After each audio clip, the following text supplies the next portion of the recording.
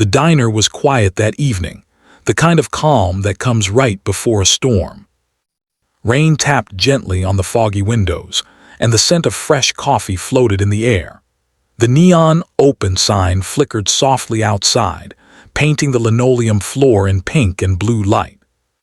Inside, Emma, a young waitress barely in her 20s, smiled through the exhaustion that clung to her face. She worked double shifts most days, not because she loved the job, but because she had no choice. Rent was due. Her mother's medical bills were piling up, and still she never let her smile fade. She walked to the corner booth where a man sat alone, sipping his black coffee. His name was Jack Carson, a former Marine and a single father to an 8-year-old girl named Lily. Jack had seen enough battles in his life, both on the battlefield and at home, to know that peace was precious. He had been coming to the diner every night for months after his shifts at the construction site, always ordering the same thing: coffee and apple pie. "Evening, Jack," Emma said warmly, wiping her hands on her apron. "Evening, Emma," he replied, a small smile tugging at his tired face. "The usual." She chuckled. "One day you'll surprise me." "Not tonight," he said softly, glancing at the rain. "Some nights don't need surprises." Jack watched her move around the diner, polite, patient, kind to everyone, even when customers were rude. He admired her quiet strength. It reminded him of his late wife, Sarah, who had passed away 5 years earlier. Sarah had been that kind of woman, gentle, brave, never breaking even when life seemed unfair. Jack had promised her before she died that he'd raise Lily with kindness, courage, and faith. That promise kept him going, even when the world tested him. The door chimed open. A group of loud men stumbled in, laughing and shouting as if they owned the place. At the center of the group was Rick Dalton, a local troublemaker known for throwing his weight around. Big, broad, and mean, Rick enjoyed making others feel small. He was drunk, arrogant, and already looking for trouble. They dropped into a booth, knocking over a salt shaker. Emma approached with her usual smile. "Good evening, gentlemen. What can I get you tonight?" she asked politely. Rick looked up at her with a smirk. "You can start with your number, sweetheart," he said, leaning back. His friends chuckled. Emma forced a polite laugh, trying to keep things calm. "Sorry, I'm working. How about I just get your order instead?" Rick's smile vanished. "You think you're too good for me, huh?" "I didn't say that," Emma replied softly. "I just—" He slammed his hand on the table, making her flinch. "You just what? Think you can talk back to me?" The diner fell silent.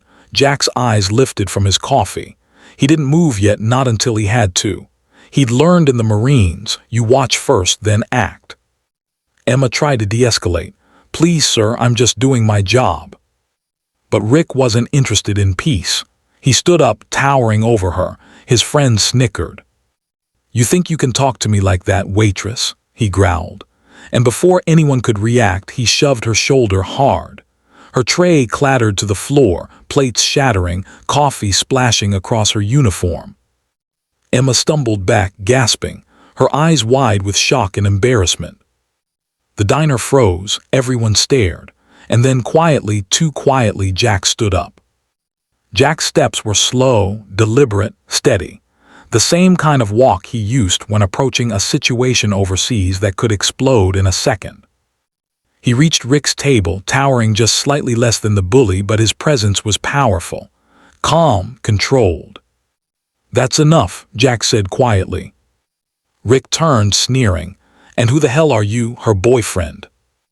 "No," Jack replied, his voice low but filled with steel. "Just someone who doesn't stand by when a man hits a woman." Rick laughed, glancing at his buddies. "You want to play hero, old man?" Jack didn't answer.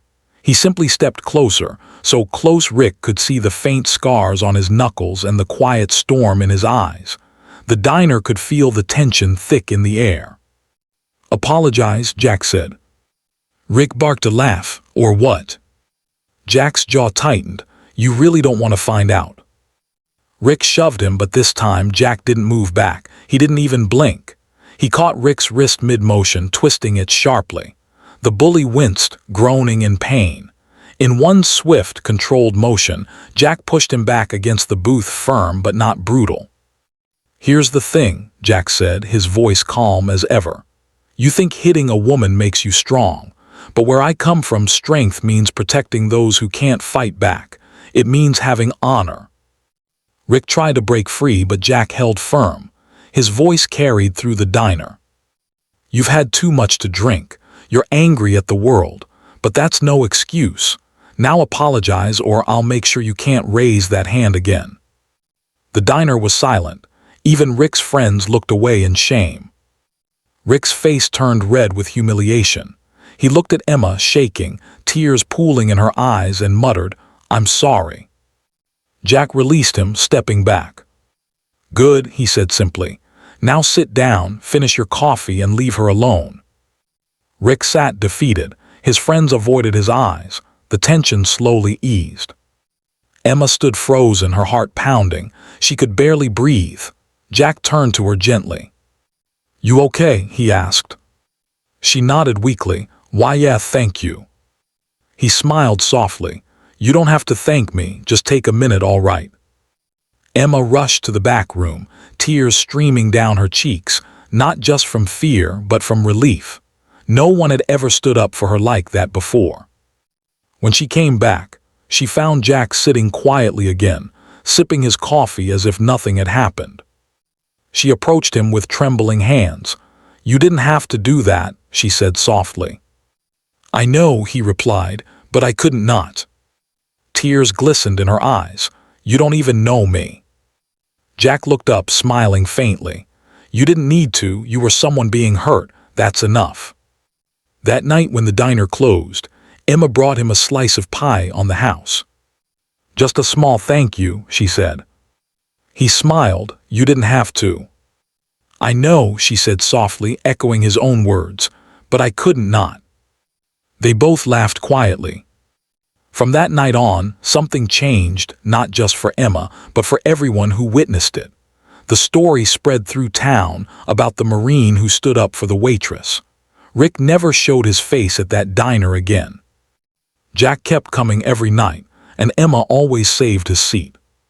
He'd tell her stories about his daughter, and she'd talk about her mother's recovery.